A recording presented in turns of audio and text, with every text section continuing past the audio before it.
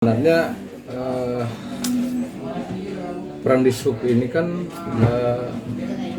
menyangkut masalah angkutan jalan, kemudian juga didasari dengan Undang-Undang Nomor 22 Tahun 2009. Kemudian juga angkutan sawit ini kan sudah ada perdanya.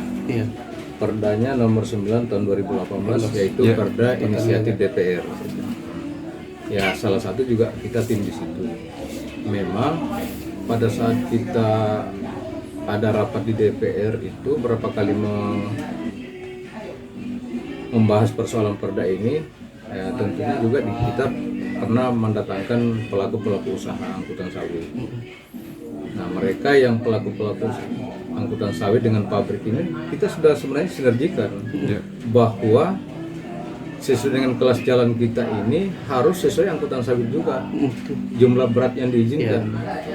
Karena kita punya kelas jalan itu masih kelas 2, kemudian juga jumlah berat yang diizinkan di dalam truk-truk itu dengan berdasarkan dengan buku KIR yaitu maksimal 8 ton.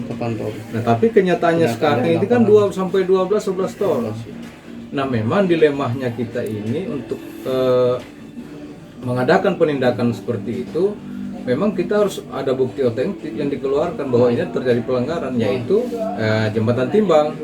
Untuk membuktikan kesalahan itu, kelalaian itu harus ada jembatan timbang. Namun memang kita di lapangan masih ada celah untuk menegur tentang tata cara pemuatan. Kan diatur juga di undang-undang itu tata cara pemuatan. Nah, memang sekarang lagi luar biasa itu sampai depan DPR kan? Tungkir balik. Nah, kita juga bingung karena persoalan ini di samping itu penegakan hukum harus kita jalankan, kemudian juga aturan yang harus kita pegangnya itu yang dengan terbitnya Perda Inisiatif ini dan sudah disahkan, tinggal kita menyusun rencana kegiatannya. Pembangunan jembatan timbang itu. Iya, jembatan timbang kan sudah mulai di ini. Proyeknya sudah berjalan, mudah-mudahan 2022 itu sudah terrealisasi dengan bisa dipergunakan. Di mana itu Pak rencananya? Di Kecamatan Guaro.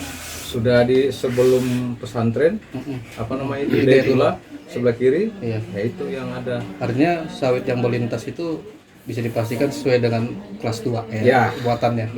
8 ton ya? 8 ton.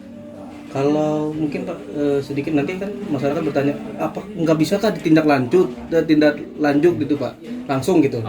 Sebenarnya bisa. Kita penindakannya itu sesuai dengan tata cara pemuatan. Nah, kalau sudah lewat di atas bak itu sudah ya termasuk itu, dan juga kirnya kadang-kadang mati, SIM-nya mati, semua kita tindak semua. Kalau menurut Pak Idris ini idealnya setiap malam ada pengawasan atau seperti apa Pak untuk mengawasi itu? Langkah yang kita lakukan ini untuk rencana sementara dan ini harus jalan. Pertama kita akan menyurati pengusaha angkutan, semua pengusaha angkutan dengan pengusaha loading rem, bahwa setiap Anda menerima sawit itu harus ada tonasenya, jangan sampai melebihi aturan, dan itu harus ditutup dengan terpal. Ya, betul. Ketika itu ditutup terpal dan itu sapnya rata, tidak ada pelanggaran. Tapi ketika muncul pokoknya idealnya 8 ton sesuai dengan kelas jalan. Tapi diperkenankan nggak Pak untuk angkutan itu untuk lewat di jalan umum? Sebenarnya tidak ada larangan. Yang penting sesuai dengan kelas jalan. Kalau perda nomor perda yang perda gubernur itu kan dilarang, tetapi kan bertentangan dengan undang-undang sebenarnya. Karena di undang-undang tidak ada pelarangan menggunakan jalan selama sesuai dengan kelas jalan. Oh gitu. Kalau di perda kita yang 2018 itu itu perdanya hanya muatannya saja. Muatan sawit berlebihan dan harus dibuktikan dengan elektronik, yaitu jembatan timbangnya. Kita mengatur di situ aja. Jadi tidak ada masalah ya Pak untuk lewat di jalan umum itu? Sebenarnya kalau di perda tidak ada pelarangan, tetapi di pelarangannya ada dengan muatannya yang jangan berlebihan kan gitu. Yang penting sesuai kelas jalan kita. Tetapi ada jalur-jalur yang tidak boleh dimasuki, seperti Sudirman kan tidak boleh masuk, dia harus jalan yang ada. Nah, tapi sekarang kita kondisinya jalan ini kan kasihan sih. Yang Gajah Mada.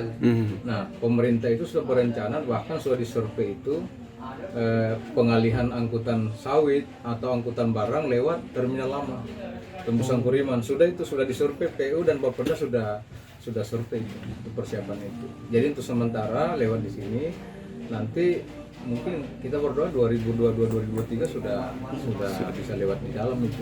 Terakhir Pak, himbauan Pak Idris selaku mewakili Disub kepada para pelaku usaha ini.